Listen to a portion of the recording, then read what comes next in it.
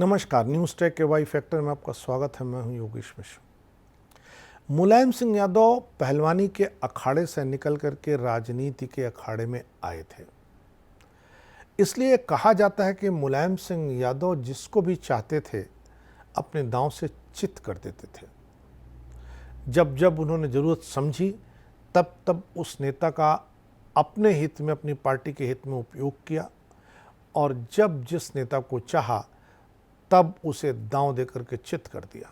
उनके राजनीतिक जीवन को देखें तो उन्होंने चंद्रशेखर जी को, विश्वनाथ प्रताप सिंह को, राजीव गांधी को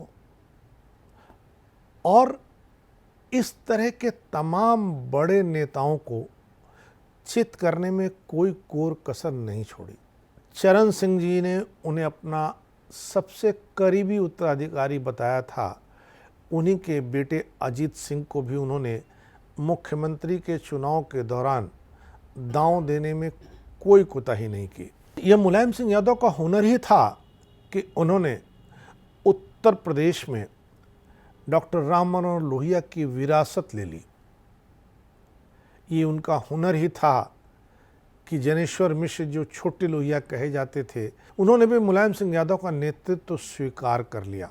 वैसे तो मुलायम सिंह यादव कांग्रेस से हमेशा बहुत दूरी बनाए रखते थे, पर जब जरूरत पड़ी तो उन्होंने कांग्रेस की भी मदद ली। नारायण दत्त तिवारी ने इसमें उनकी बहुत मदद की और नारायण दत्त तिवारी से उनके बहुत अच्छे रिश्ते कहे जाते थे।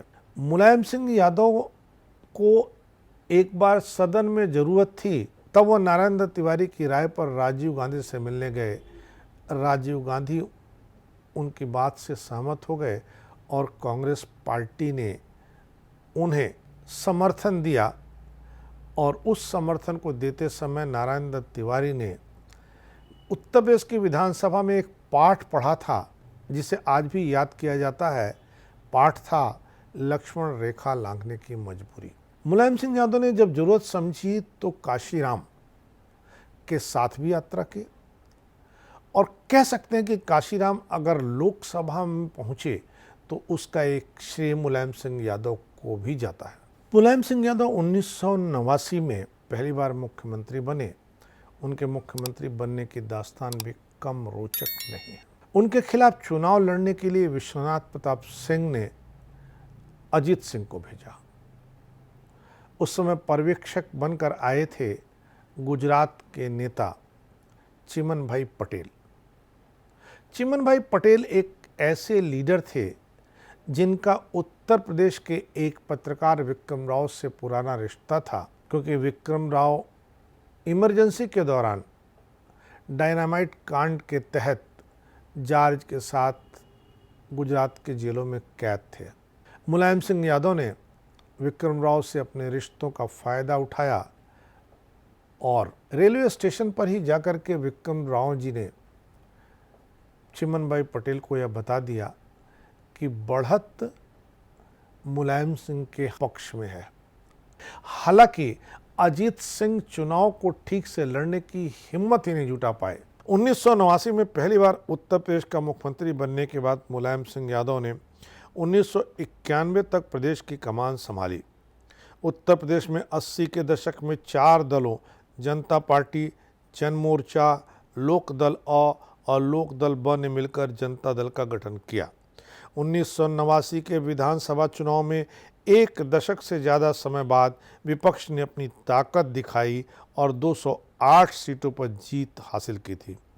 425 विधानसभा सीटों वाले उत्तर प्रदेश में सरकार बनाने के लिए 14 अतिरिक्त विधायकों की जरूरत थी। 4 दलों के विलय के बाद बने जनता दल की जीत के बाद मुख्यमंत्री पद के लिए अजीत सिंह का नाम लगभग तय हो चुका था, लेकिन फिर फैसला बदलना पड़ा क्योंकि जनमोर्चा के विधायक मुलायम सिंह के पाले में जाकर खड़े हो गए थे और मुलायम सिंह पहली बार उत्तर प्रदेश के मुख्यमंत्री बनने में कामयाब हुए।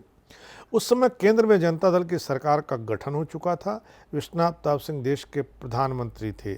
यूपी में जनता दल की जीत के साथ ही उन्होंने घोषणा कर दी थी कि अजीत सिंह मुख्यमंत्री होंगे, मुलायम सिंह यादव डिप्टी सीएम बनेंगे। लखनऊ में अजीत सिंह की ताजपोशी के लिए जोरदार तैयारियां चल रही थी, लेकिन इसी बीच मुलायम सिंह ने डिप्टी सीएम का पद ठुकराते हुए खुद मुख्यमंत्री पद की दावेदारी ठोंक दी। मुलायम की ओर से दावेदारी किए जाने के बाद मामला फंस गया। तब तत्कालीन प्रधानमंत्री विश्वनाथ प्रताप सिंह ने घोषणा की कि मुख्यमंत्री पद का फैसला लोकतांत्रिक तरीके से विधायकों के गुप्त मतदान के माध्यम से किया जाएगा। इसके बाद मुलायम सिंह ने अपना सियासी कौशल दिखाते हुए अजीत सिंह को पटखनी देने में कामयाबी हासिल की। 1989 में उत्तर प्रदेश में मुख्यमंत्री पद का फैसला करने के लिए मधु दंडवते, मुफ्ती मोहम्मद सईद और चिमन भाई पटेल को केंद्रीय पर्यवेक्षक बनाकर भेजा गया था। इन तीनों केंद्रीय पर्यवेक्षकों ने एक बार मुलायम सिंह से चर्चा करके उन्हें डिप्टी सीएम के पद पर राजी करने की कोशिश की, पर मुलायम सिंह यादव इसके लिए तैयार नहीं हुए। मुलायम सिंह ने तगड़ा चरखा दांव खेलते हुए बाहुबली डीपी यादव की मदद से अजीत सिंह के खेमे के 11 विधायकों को तोड़ने में कामयाबी हासिल कर ली। इस सियासी जोड़तोड़ में बेनी प्रसाद वर्मा ने भी मुलायम की खूब मदद की। मतदान के समय विधानसभा में मतदान स्थल पर दोनों पक्षों की ओर से शक्ति प्रदर्शन की कोशिश की गई। तिलक हाल के बाहर दोनों खेमों से जुड़े हुए सैकड़ों कार्यकर्ता मौजूद थे, अपने अपने नेता के पक्ष में नारेबाजी कर रहे थे। इस दौरान असलाहों का भी प्रदर्शन किया गया था। मुलायम सिंह और अजीत सिंह के बीच काफ़ी कड़ा मुकाबला हुआ, मगर अजीत सिंह मुलायम सिंह से मात्र 5 वोटों से पिछड़ गए। दोनों नेताओं के बीच काफ़ी कड़ा मुकाबला था, मगर मुलायम सिंह यादव ने सियासी कौशल दिखाते हुए चौधरी चरण सिंह की विरासत की दावेदारी कर रहे अजीत सिंह को पटखनी दे दी। पुराने समय में राजनीति के जानकारों का कहना है कि उस समय वीपी सिंह मुलायम सिंह यादव को पसंद नहीं करते थे। वे अजीत सिंह को मुख्यमंत्री बनाने के इच्छुक थे। उन्होंने इस बात की बाकायदा घोषणा भी कर दी थी।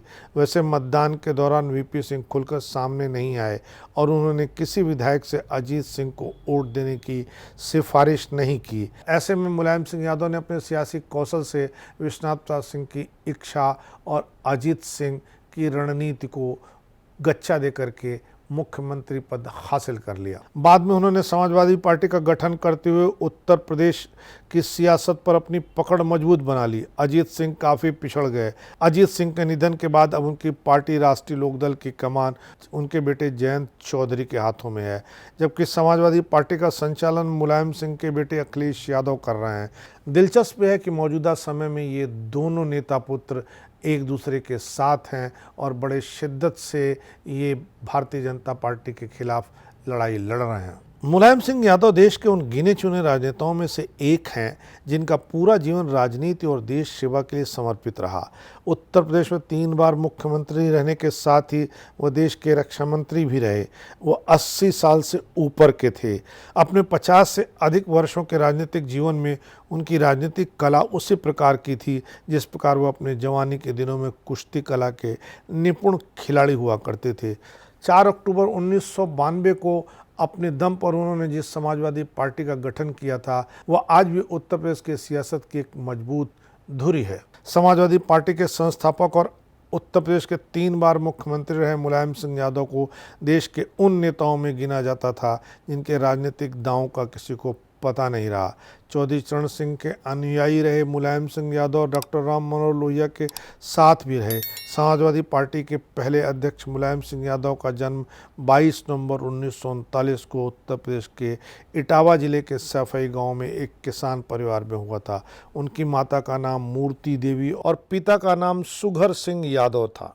मुलायम सिंह ने आगरा यूनिवर्सिटी से एमए और जैन इंटर कॉलेज मैनपुरी से बीटी की पढ़ाई की। उन्होंने अपनी पढ़ाई राजनीति विज्ञान में एमए के साथ पूरी की। वो जिस विद्यालय में छात्र थे बाद में उसी विद्यालय में अध्यापक भी हो गए। मुलायम सिंह यादव बचपन से ही पहलवानी के शौकीन थे। वो 15 साल की उम्र में ही अखाड़े जाकर बड़े बड़े पहलवानों के साथ कुश्ती के जोर आजमाइश किया करते थे। इसी बीच उनका राजनीति में रुझान हुआ और उनकी मुलाकात डॉक्टर राम मनोहर लोहिया से हो गई, जो कि तत्कालीन प्रधानमंत्री पंडित जवाहरलाल नेहरू की नीतियों के खिलाफ थे। मुलायम सिंह यादव पहली बार डॉक्टर लोहिया के नहर रेट आंदोलन के दौरान जेल गए। कई आंदोलनों का हिस्सा बने मुलायम सिंह यादव 67 में संयुक्त सोशलिस्ट पार्टी के टिकट पर पहली बार उत्तर प्रदेश की विधानसभा में पहुंचे। यह चुनाव अपने जिले इटावा की जसवंत नगर सीट से उन्होंने जीता। इसके बाद वह लगातार चुनाव जीतते रहे। इसके बाद 1974, 77, 1985, 1989, 1991, 1993, 1996 समेत कुल 8 बार विधायक निर्वाचित हुए। 1977 में बनी जनता पार्टी सरकार में वो कैबिनेट मंत्री बने। इसके बाद जब कांग्रेस का दौर फिर लौटा तो मुलायम सिंह विपक्षी दलों के सहयोग से 1982-85 तक यूपी विधान परिषद के सदस्य रहे। फिर 1985-87 तक यूपी विधानसभा के नेता विपक्ष रहे। इसके बाद जब 1989 का यूपी विधानसभा का चुनाव हुआ तो जनता दल सरकार के मुख्यमंत्री बने। नवंबर 1990 में केंद्र में वीपी सिंह की सरकार गिरने के बाद जब चंद्रशेखर की सरकार बनी तो वह चंद्रशेखर के साथ हो लिए। चंद्रशेखर को उस समय कांग्रेस पार्टी का समर्थन हासिल था, इसलिए मुलायम सिंह यादव भी कांग्रेस पार्टी के समर्थन से उत्तर प्रदेश में मुख्यमंत्री बन बैठे। अप्रैल 1991 में कांग्रेस ने समर्थन वापस ले लिया और मुलायम सिंह की सरकार गिर गई।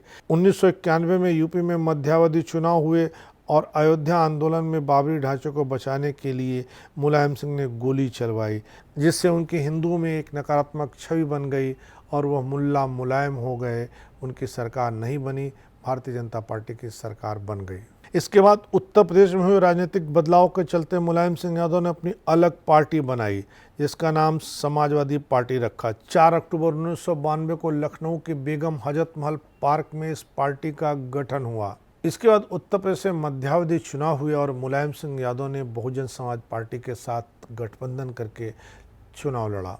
समाजवादी पार्टी 256 सीटों पर चुनाव लड़ी और 109 सीटें जीतने में कामयाब रही, जबकि बहुजन समाज पार्टी 164 सीटों पर चुनाव लड़ी और 67 सीटें जीतने में कामयाब रही। इस तरह के गठबंधन ने कांग्रेस के समर्थन से सरकार बनाई। मुलायम सिंह यादव फिर से उत्तर प्रदेश के मुख्यमंत्री बन गए। गठबंधन में सरकार बनाने के 2 साल के अंदर ही सपा बसपा के रास्ते अलग हो गए। इसके बाद मुलायम सिंह यादव ने केंद्र की राजनीति का रुख किया। 1996 में पहली बार यादव बाहुल्य लोकसभा सीट मैनपुरी से चुनाव जीतकर लोकसभा पहुंचे। इसके बाद केंद्र की राजनीतिक उठापटक के चलते वो संयुक्त मोर्चे की सरकार में रक्षा मंत्री बन गए। इस बीच साझा सरकार गिरने पर मुलायम सिंह यादव का नाम प्रधानमंत्री के तौर पर भी उभरा, लेकिन वह कामयाब नहीं हो सके। इसके बाद 1998 में चुनाव हुए। मुलायम सिंह संभल से लोकसभा में वापस लौटे। अटल बिहारी वाजपेयी की सरकार गिर गई और 1999 में मुलायम सिंह संभल और कन्नौज से जीते। हालांकि बाद में उन्होंने कन्नौज सीट अपने बेटे अखिलेश यादव के लिए छोड़ दी और उपचुनाव में पहली बार कन्नौज सीट से जीत करके अखिलेश यादव लोकसभा पहुंचे। इसके बाद केंद्र में हिलती डुलती चल रही अटल बिहारी वाजपेयी की सरकार के दौरान 39 सांसदों की ताकत के चलते वह बड़े नेता के तौर पर अपनी छवि बना चुके थे। इस बीच यूपी में मायावती की सरकार गिरने के बाद मुलायम सिंह यादव ने अपनी सरकार बनाने का दावा ठोंक दिया। कहा जाता है कि भाजपा से अप्रत्यक्ष समर्थन मिलने के कारण ही मुलायम सिंह यादव एक बार फिर मुख्यमंत्री बनने में कामयाब हो गए। वह 2007 तक मुख्यमंत्री रहे। दूसरी तरफ 2004-2009 मैनपुरी सीट से लोकसभा चुनाव उन्होंने जीता। इसके बाद 2014 में भी वह मैनपुरी के साथ आजमगढ़ से सांसद निर्वाचित हुए। कुल 8 बार विधायक और 1 बार विधान परिषद सदस्य रहने वाले मुलायम सिंह 3 बार यूपी के मुख्यमंत्री रहे। वह 6 बार लोकसभा सांसद भी बने। इस लिहाज से देखें तो मुलायम सिंह यादव ने राजनीति के हर पायदान पर अपनी अमिट छाप छोड़ी है। ओबीसी को ताकत दी है, अपनी जात और जमात को सामाजिक और आर्थिक रूप से बहुत एम्पावर किया है और हर राजनेताओं के साथ पारी खेलने का उनके पास अनुभव है और उस अनुभव में उन्होंने जीत भी दर्ज कराई है, यानी दांव मुलायम सिंह का ही चला है। इस बार इतना ही। अगली बार फिर मिलेंगे किसी नए सवाल पर नए ढंग से बात करने के लिए। तब तक के लिए नमस्कार।